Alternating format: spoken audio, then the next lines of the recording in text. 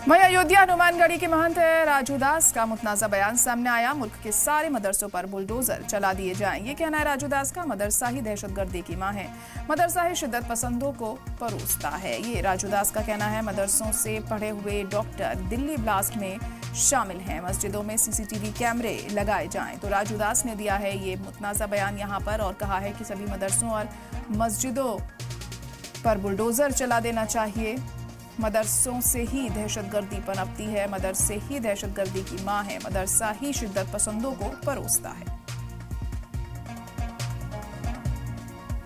मदरसे पे तत्काल आप बुलडोजर चलाइए, नंबर 1। नंबर 2, सभी मस्जिदों में सीसीटीवी लगाइए।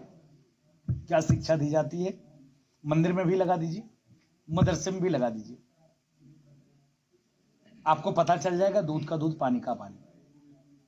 प्रत्यक्ष क्या शिक्षा दी जाती है आपके सामने है। या तो फिर तत्काल मदरसों में इतिहास, भूगोल, नागरिक शास्त्र, समाज शास्त्र की पठन पाठन हो, तभी जाकर बच पाएंगे